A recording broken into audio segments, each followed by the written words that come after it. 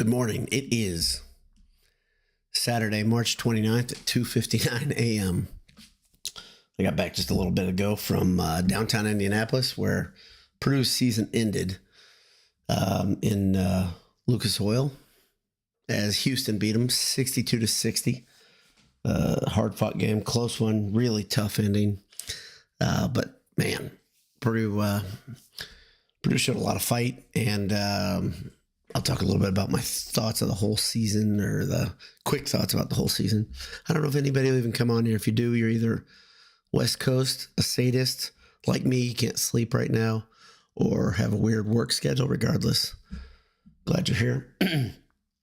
Thanks to our sponsors all season. Thanks to our friends at Home Field. Head over to Home Field Apparel, enter Boiled 25 at checkout, get 15% off your first order. And also, when you're on campus, when you're near God's country and you want something delicious, you know where you're going to sprint towards the fire station, turn left, and you see the blue lights. AJ's, they're going to welcome you in, and the good staff there. Adam and Company going to hook you up. Get some of those cheese curds. Grab yourself a pint. If it's game day, Boiled Sports Magnet at the bottom. Pretty awesome. Great staff, great food, burgers, beef, beer. That's AJ's, eataj's.com. It's a tough loss. But it was a hell of a game, and it was a fun atmosphere. I got to pretend I was in the media tonight. I got a media pass and sat on press row, or really the high up press row. You know, they prioritize it if you're a bigger deal, and but of course, Boiled Sports never haven't had a media credential since the Northern Illinois game back when Hope was coaching. So it's been a little bit, but sat next to my pal Ben Kolodzinski. He's like a brother from another mother. We had a great time. We both equally passionate about our Boilers, and it's a weird thing for me, especially. He's a pro, but for me, staying quiet, trying to keep it straight, not overreact is a lot. That's not how I do things. Keeping it close to the vest is hard for me, and keeping it quiet is difficult. But at one point, kind of had to jump out of the seat and pace down I was right at the back, and I think we're in section 337. Pretty good vantage point for the game. Purdue fought like hell, though. A couple times it felt like the game was teetering, right? They'd get down by as little as 5 points, and Houston would slow things down, and their defensive intensity would turn up. Houston's defensive intensity in the second half was excellent. Houston's way they decided to stop Purdue was interesting, right? They gave Trey Kaufman-Renn the Zach Edey treatment, as they shaded heavy to him or double teamed him most of the night, kept him bottled up. And then in the backcourt, they've got athletes, and they've got a friendly whistle, if we're going to be real honest. I mean, a team that plays defense that intently and that intensely, to have 5 or 6 fouls in the second half of a game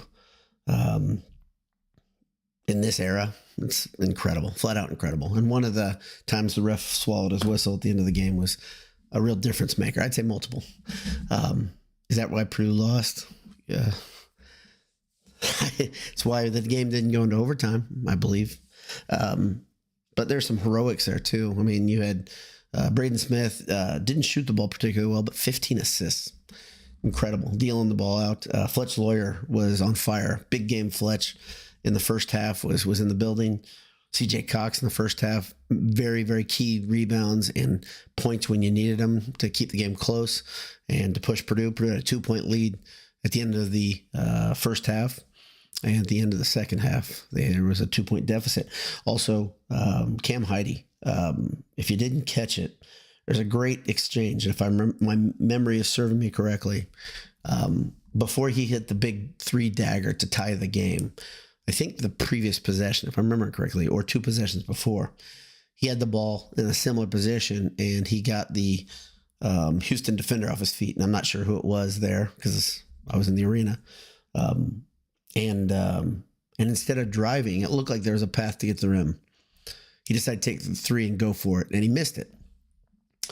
but he came right back to hit the biggest shot of the game for Purdue moments later. And I think that is such a big thing. Like Braden Smith had a big three before the end of the first half, I believe, if I remember correctly. Also had those two big free throws. But to see the ball go down is a big deal. But in the grand scheme for a guy like Cam Heide, who is going to be very important to Purdue next year, who's going to, I think, what many Purdue fans thought he would do this year, he'll do next year, where he becomes that consistent threat from three. He now has seen one of his superpowers, like one of you guys said early in the season, is rebounding. He can attack the glass, but Purdue didn't.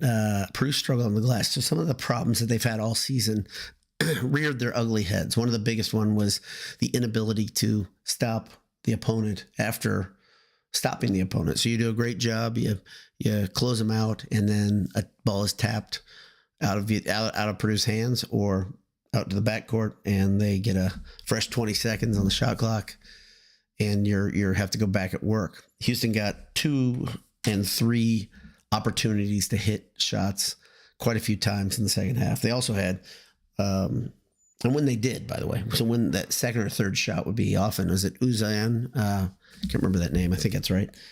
He'd be wide open from three, and he made Purdue pay. And that's what really, really good teams do. And that's what one of my biggest fears. I thought this game had the possibility to slip out of Purdue's hands like Auburn did.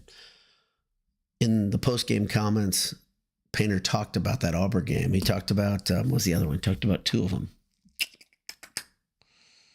Can't remember the other game. But in the post-game presser, he talked about the Auburn game. And pretty cool. I get to be in the media room for the questions and answers after the game. It's a different feel. I mean, seeing those dudes, wrung out. All of them bust their ass. Braden Smith playing the minutes that he does every game. He just looked beat. And likable bunch. And the really cool thing, from a Purdue fan standpoint, there are a couple things about this. The way the season ended. Number one, played to seed. I think that's a big deal. I always think that's a big deal in the NCAA tournament. Purdue's body of work, I think Purdue got a better than they deserve seed. I thought they deserved a 5 seed. I joked 6 or 7. Why not? The way they ended, they couldn't compete versus Michigan. That wasn't the only game, but they just down the stretch they didn't look good. So number one, you played a seed. Number two, play some of the best basketball they played all season in the NCAA tournament. In fact, the brand of basketball Purdue played today versus Houston should be a lesson to that team for next year, that when their jaw is set, when their ears are pinned back, whatever phrase you want to use, when they're dialed in, they're a damn good defensive team. And they hit Houston pretty hard in the mouth a couple times. I don't know if Houston was expecting that based on, number one, the way Purdue showed they play at times, but number two, why the media talk was, and I'm guilty of it too. I saw Houston as not unbeatable, but I thought it would take Purdue's best performance to beat them. I don't think that's necessarily accurate. Purdue didn't play their best game of the season. They played a good game of the season. They played very high level effort. And so as a Purdue fan, I think that's the one that you're like, okay, it's pretty good to see them go out with an effort like that. So, a couple things are disappointing. A couple guys not hitting their shots, but those big venues, man, it's a different ball game. It's not like normal basketball. There's so much air moving in the Lucas Oil Stadium. It's Lucas Oil Field, whatever they call it. There's so much wind in there. It's crazy. We're in the 300 level, so there's a lot more above us. And they had curtains down the middle of the arena, the stadium. The curtains were pushing hard towards the court. So in the breeze that was coming in there. And at one point I went and got something to eat, and I put my napkins down. It was like being on a picnic, where if you didn't anchor your napkins under your drink, they were going to blow away. I mean, a lot of air's moving there. We can talk about the sight lines. I think a lot of players have a hard time with the sight lines in a football stadium. It's a little different in that versus the Final Four, because the stands aren't so far away behind the basket. They're still a long way away. But it's not exactly like being the Final Four configuration where you're, 70 yards from stands, from a visual backer behind the hoop. That's a long way. It's a lot different than basketball. One thing I thought that was weird, really weird in the post-game pressers, I think everything was pretty standard, straightforward. But one thing I thought that was really odd was Kelvin Sampson made a weird comment that somebody in the media asked him if they were ready for what Purdue fans brought to the nearly home game, being an hour away from West Lafayette. And he said, no, it wasn't a big deal. I told my players it wasn't a big deal. I'm paraphrasing here. We played Kansas. We played Iowa State. We played Arizona. We were ready for this. So you could say it's a home game. It is not Mackey Arena. That said, obviously Mackey has, number one, you've got the students, and I will tip my cap to them all the time. Paint crew is incredible. They are relentless. Purdue old people were pretty damn good. Purdue showed out. I don't know what it sounded like on TV, but in person, the walls of sound that would hit you were like nothing I've ever heard, because the way the majority of the Purdue fans were all on one side, on the glass side, the end zone side of the stadium. And when sound would come, it would be only from one side, but it would hit you in the chest. I don't know if it was louder by decibels than Mackey, but it felt like it was.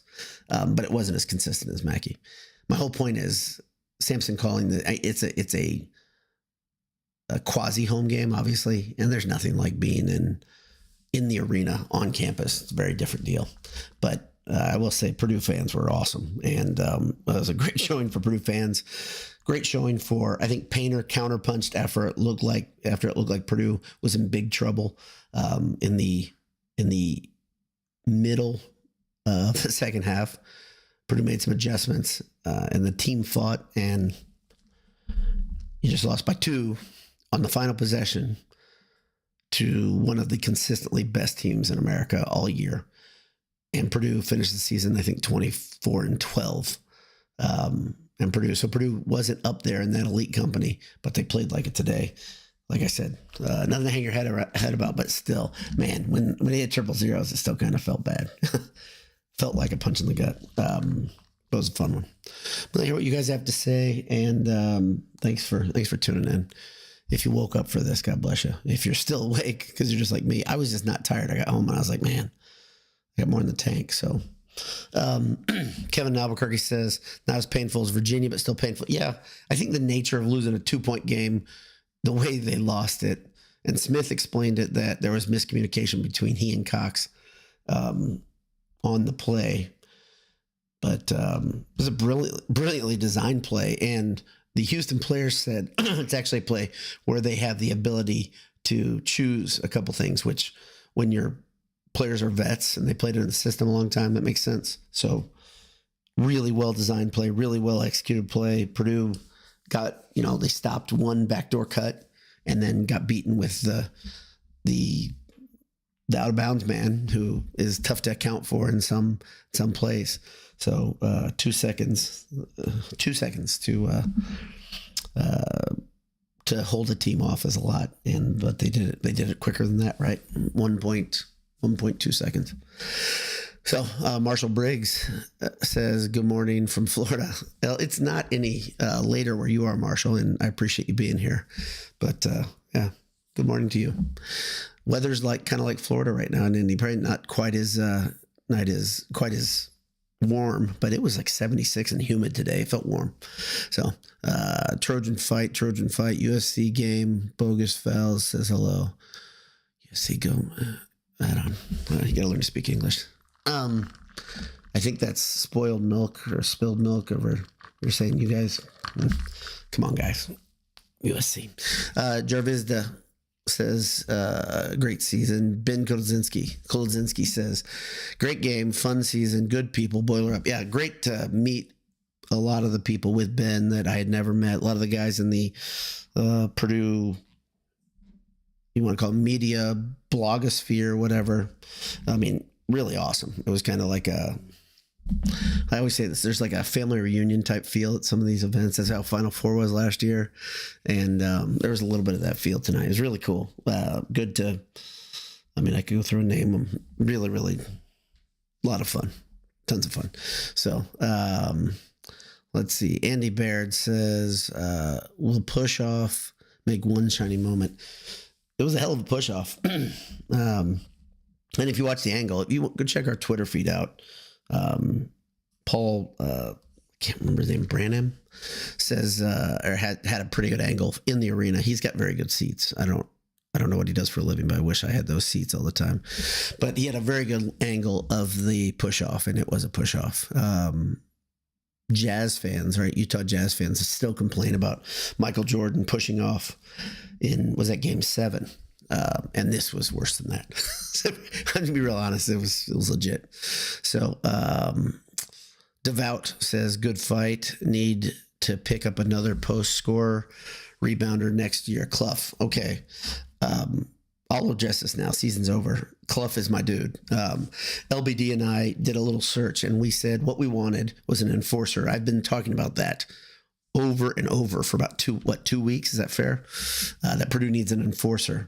They need a guy that'll allow Jacobson some time to grow up into his role. Remember, he's going to be coming off of the injury where he hasn't played in full contact. He's still young, and he'll still be a freshman because of the red shirt. But this guy Clough he's experienced. He attacks the glass. He's a shot blocker. He's got a cool mustache. That's my dude. So Sunday he is in God's country, and I think he goes to Iowa State as well. Sounds like a 2-horse race. We'll see. I'd love to tell you that I had some sort of gut feeling about it. It's just that's a guy that was high priority to me. If you can get him, Purdue's going to be good regardless, honestly. Clough would be a very good addition. And in case you don't know this, I've said it 1,000 times. I will say it again. 15 roster spots next year in college basketball. Right now there's 12. So regardless of what the philosophies are of teams building from young players like Painter chooses to do, or doing like Illinois does where you turn the roster over all the time, or like IU's going through right now because of coach change, you're going to have to hit the portal. You have to. Purdue has 1 freshman coming in. My guess is Purdue, so you're going to lose first, the graduation. My guess is you lose 1 or 2 other guys to the portal. So you're going to do some work, and Painter's talked about how aggressive they're going to be, so I look forward to it. J Daddy says they battled, but if we keep everyone and add a big, we're going to be tough next year. I think Clough is 6'11 or 6'10, but he's put together, and I think he'd be a great fit. I think the way he plays, kind of a lunch pail type of guy, he can score too, but I love the fact that he cleans the glass the way he does. I think that type of mentality is needed on this team. So just consistently, the guy comes out every week, every game, and is looking to rebound. Andy Baird says, still good season. Thanks for doing the Lord's work. See you for football season. You'll see me very soon for football season because spring game. I'm going to go to the spring game, and I don't know if I'll learn anything. Spring games are like that, though. But look forward to turning the page. But we'll have a couple more. I think we'll have a couple more thoughts on basketball. I hope we do. Let's see. Kevin Albuquerque says, Paint talked about playing A&M as a kind of team. That's it. That's right. So it was A&M and Auburn. As a type of team, you need to get to the Sweet 16, and Auburn to get to the Final Four. Those 2 teams, if you look at the barometer, because Paint talked about the barometer of where Purdue was in December, Purdue was bad at that point. And they showed it. They got their doors blown off. In the final minutes of the A&M game at home, right, in Cambridge, A&M out-toughed them. Houston's tougher than A&M. Auburn and Houston are 2 of the toughest teams, most physical teams in America. And Purdue didn't compete in the second half. They were not on the same page. And remember, it became like an alley-oop fest. It was just a feel-good thing for Auburn. And, Purdue's notably better today, so it's good to see. Greg Mitchell says, why is there some rando USC sore loser here? Weird. West Coast, nothing better to do in LA, I guess. And I know that's not true. So Sam Hageman says 0-2, -23 aggregate, losing record, fans with -23. Yeah, getting in the SC thing. Vince Moster says, hard to take that one. The bourbon is helping a little. Yeah, I've got a policy. I don't like to drink after when I'm not in good sorts. If I'm not, it's not a joyful occasion. I don't drink generally, and I understand other people have different philosophy, but drinking water tonight. But I get it. Takes the edge off, nothing else. Morgan Mohill 93 says, why are you guys feeding the troll? It's a fair question. Fair question. Andrew Mackey says, missing that one piece for sure. I don't know if it's just one piece. I think it's a little more complex than that, but I think it's like a good sort of complex. What they're missing is everybody knowing their roles coming into the summer. Everybody knowing their roles coming into a long time where you can work out together in those places. Remember, I keep saying this, at the beginning of the season, Will Berg was starting and he was set to start. And that didn't go as the way they thought. And then Jacobson was quickly rushed up because he was ready and he looked really, really good. And then he breaks his leg. And so those moving parts changed the way Purdue's defense was. I know you have a whole season to get better. I don't know if they got too much better at handling the way you funnel guys to the middle with a rim protector. Obviously, they had none of that. But on top of that, like I said, Heidi and Colvin, it took them 2/3 of a season to start playing like Purdue fans thought they would be playing early. It's not fair to put a developmental schedule that's in your mind on another player, really. But damn, Colvin's mentality is all there. And that was good to see, the confidence there, because early in the season, he really didn't have it. And that was obvious. So Tamaz J says, hell of a game, guys. It was a fun run. Not a good way to end the season, but I mean, think about it. Hundreds of teams end on a loss. Is that right? No, it won't be hundreds. Yeah, it will be hundreds because you have the conference tournaments for the lesser teams. So, yeah, hundreds of teams in their season on a loss. And you do kind of feel a hollow pit or whatever as a fan. I'm sure the players feel the same way, worse, much worse, especially when it's the last game you're going to play with your team. Caleb First will go on to become a doctor, maybe play in Europe. He's out kicking his coverage, and he's a good looking guy, but his fiance is going to go to med school or dental school. He's going to go to med school eventually, but Purdue loses that part. That was his last game in the gold and black, and he fought hard. But that's a different thing. That's a different thing when guy's career is over. So, any thoughts on the portal? Tomas J says, yeah, I got some thoughts. Like I said, they need an enforcer. I think they're going to get the enforcer. If it's Clough, that's great. If it's somebody else, it's great. I think Purdue needs to, I would love to see on top of an enforcer, I'd love to see a shutdown defender that could spell. Maybe he's a bigger, stronger guy, an older guy coming out of someplace like the MAC, but with a reputation. I'm looking for two non-offensively minded guys to complement the offensively minded players Purdue has. Meaning Purdue players come off and you have these two stoppers, right? Maybe one's near the rim. Guy will clean the glass. Guy will, keep players out of the lane. Jacobson's going to do that, but Jacobson still physically, it's going to be hard for a guy that thin as a redshirt freshman to come in and battle right away. So you need a guy that's a dude. So use the portal for what it's really good at, going and getting a 22-year-old, somebody like that. I think Painter likes going and getting grad transfers. Maybe you can get two guys that are already grads. That'd be, I think, ideal for Paint. So,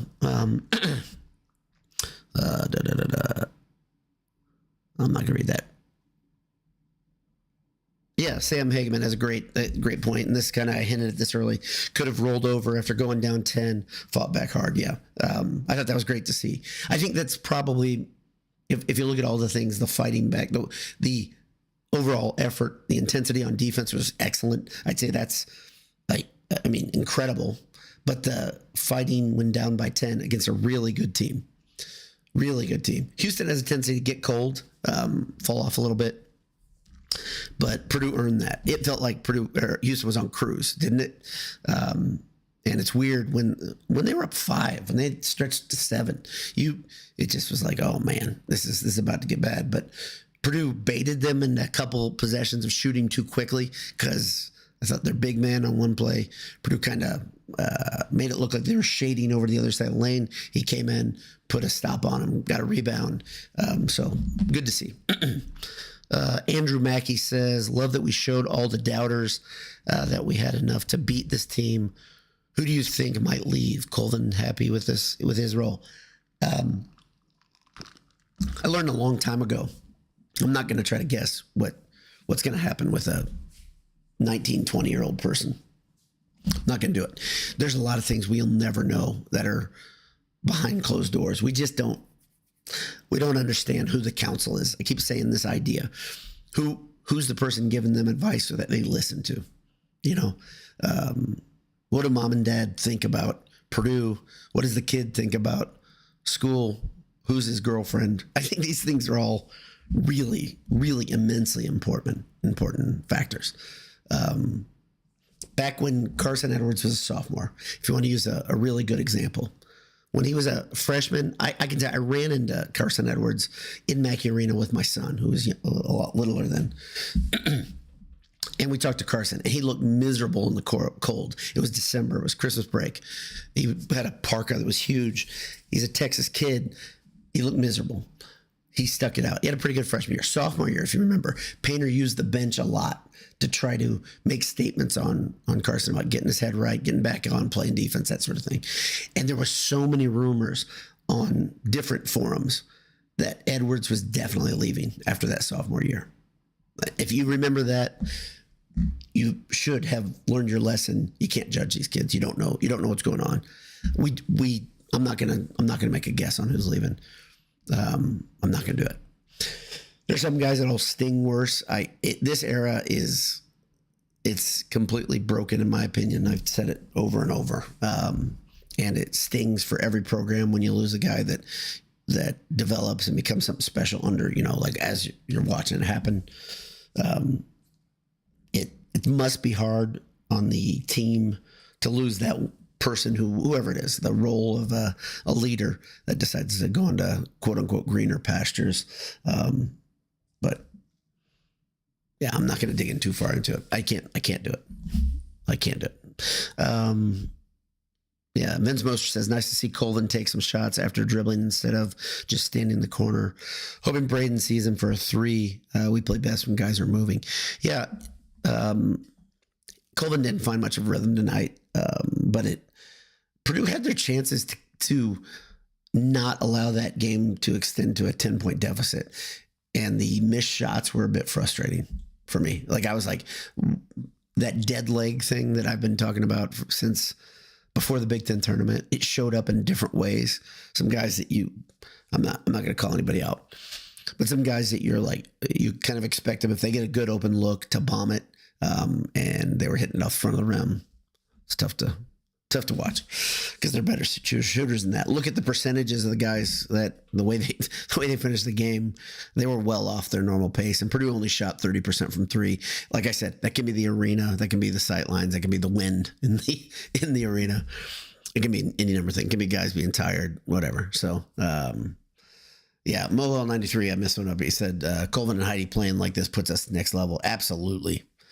Having athletic wings that can shoot puts Purdue next level. And those guys should take even another confidence step with the way they attack the rim. I mean, Braden tried to airmail another alley-oop from, I think it was on the other side of half court again, and it zipped past Colvin. And a lot of Purdue fans hate that Smith throws that pass. But I think Smith understands how to work a room, how to work a crowd. If you execute that thing, and we've seen 2 or 3 from the other side of half court this year, but we've also seen probably 6 that didn't work out, maybe 7. And every time they're both like Colvin, Smith, yeah, my bad. It would have just absolutely torn the roof off of Lucas. I can tell you that much. The Purdue fans, again, man, they were on their edge. They were trying to pull that team, right? You could feel there's a difference between the students kind of relentless, but the alums, it was a different sort of energy. It was kind of like, come on, let's go. Trying to give the team a boost so they'd have more to cheer about. It was fun environment. Albuquerque Boiler says, thanks for staying up for the West Coast Boilers. You're welcome. I'm almost done here. Let's see. Frank says, just got home from the game. All I have to say is thank God I never have to watch I'm not doing that. Yeah, I don't want to do that. I'm not going to do that. So I'm not going to do that. JL, I haven't got any comments from JL, so I'll get this. If Painter adds an enforcer and a scoring threat to offset TKR next season, it could be an incredible run next season. Painter has built the program in his way by trusting that has produced consistency. This team, if you've been around, you're going to get sick of me here. This team was incomplete the way it stood at the end of the season. It was just an incomplete roster. Not quite there. But they played really well in this last couple of games. The funny thing is you watch the first two games against lower level competition and it felt like, is this just fool's gold? Where some of it was, right? Doubling teams up on the glass. That's not what Purdue does, right? And it showed up today as they got, I think they out-rebounded by 11 by Houston. Houston is not the best rebounding team in America, but they're a lot better than Purdue. And the intensity with which they played, the second half, the way they attacked Purdue was, they got my attention and they were focused, and they're just really good. They're really athletic. They don't need help from the refs, but they get it. So that's about it. Been a fun season. I'll have more thoughts for you guys in the coming weeks for football and basketball. Thanks everybody for tuning in. Thanks for making these podcasts a part of your post-game ritual. Even if I think we're anybody that's up right now, especially if you're in the Eastern time zone, it's been a lot. So, but thanks to all our fans out in Southern California. You guys make it worthwhile getting up in the morning for me. God bless you. Hammer down. Purdue's basketball season is over. Bigger, brighter, more fun days ahead. Talk to you soon. God bless you. We'll see you.